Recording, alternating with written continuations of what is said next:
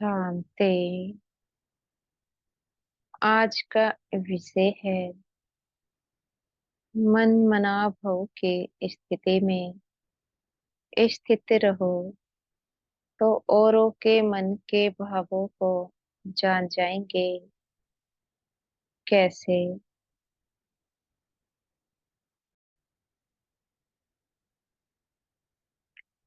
मीठे बाबा कहते हैं, जब आप मेरी याद में रहेंगे तब आप किसी के भी मन के भावों को जान सकते हो। क्योंकि जब बाबा के निरंतर याद में रहते हैं तो आत्मा की करंट चारों ओर फैलने लगती है।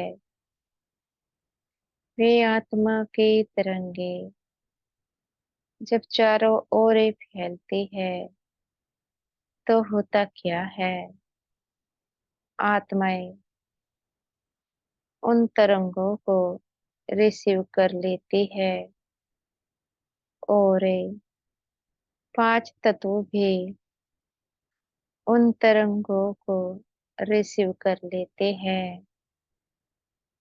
जब कोई आत्मा संपर्क संबंध में आती है उनके ऊपर उस आत्मा का प्रभाव होता ही होता है, जिसकी तरंगे चारों ओर फैल रही थी। आखिर प्रभाव का कारण क्या है?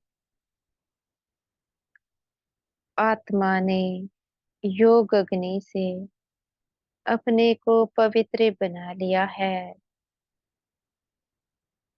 आत्मा अपने तीसरे नेत्र की शक्ति, जिसको ज्ञान की शक्ति कहा जाता है, उसकी मदद से दूसरे आत्माओं के मन के भावों को जान लेती है। जब हम आत्मा देखने का बहुत गहरा अभ्यास करते हैं तो वह शक्ति हमें प्राप्त हो जाती है, जिससे हम दूसरे आत्माओं के मन के भावों को भी जान लेते हैं। जैसे कि उदाहरण के लिए शिव बाबा सबसे शक्तिशाली है और वह हर एक आत्मा के मन के भावों को जान लेते हैं। इसी प्रकार हम ब्राह्मण आत्माएं भी नंबरवार शक्तिशाली है। हम भी अपनी शक्तियों के प्रयोग से दूसरी आत्माओं के मन के भावों को जान सकते हैं। जो शक्तिशाली आत्माएं होती है वे शिव बाबा के समान ही होती है। जो क्वालिटी शिव बाबा की, वही क्वालिटी उन आत्माओं की भी होती है और वही आत्माएं दूसरे आत्माओं के भावों को जान सकते हैं।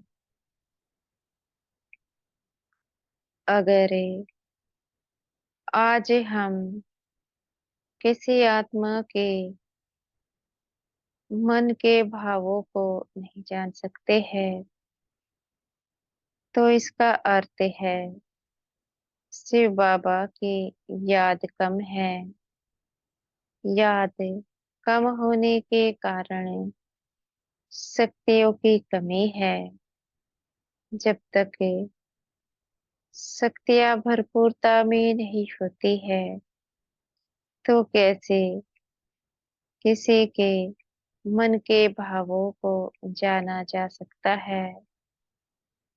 बाबा के याद से उन सभी शक्तियों को प्राप्त करके और उन शक्तियों को प्राप्त करने के लिए तो मन मनाभव का पाठ पक्का करना पड़े।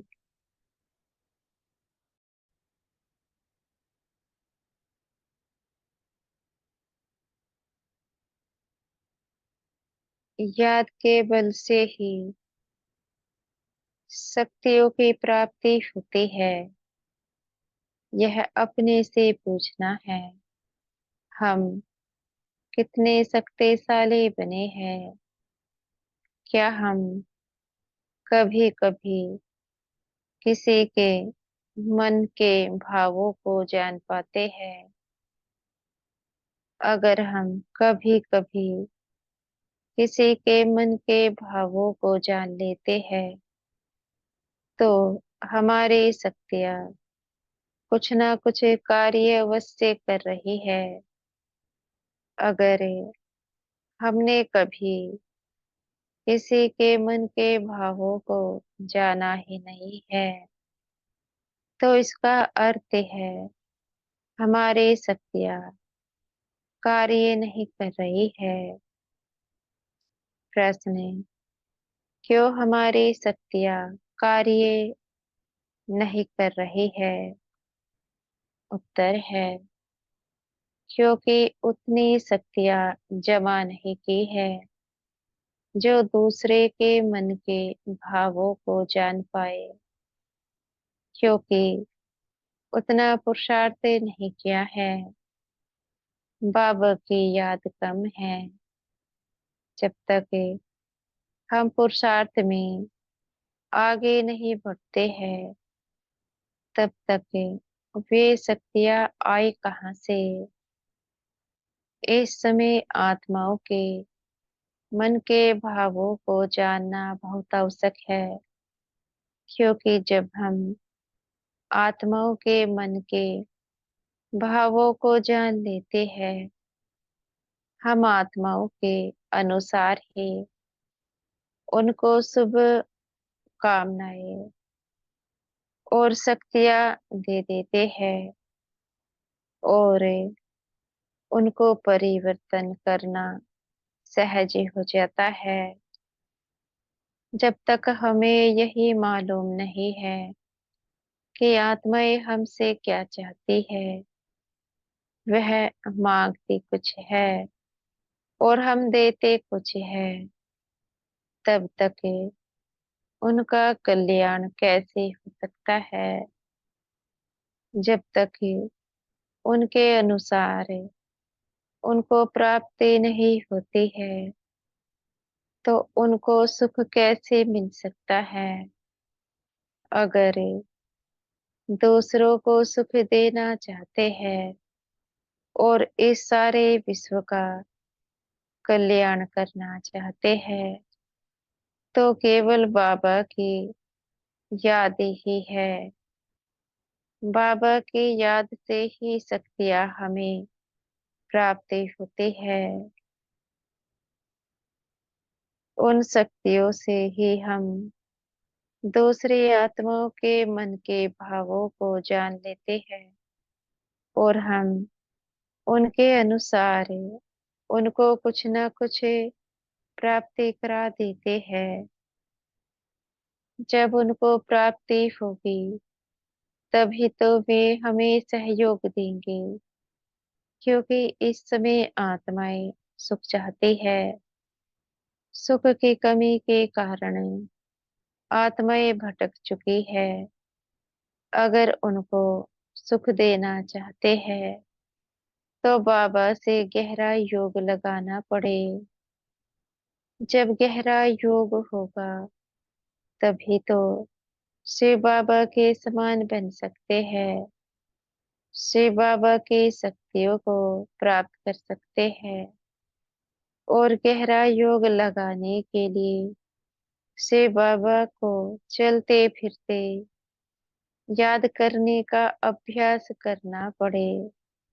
जब तक एक शिव बाबा के साथ संबंध नहीं जोड़ते हैं, तो बाबा की याद बुद्धि में ठहर नहीं सकती है। गहरे योग का अनुभव भी कर नहीं सकते हैं। इसलिए इस संगम युग पर से बाबा एक से ही संबंध ही जोड़ना है और विश्व का कल्याण करना है। अच्छा। ओम शांति।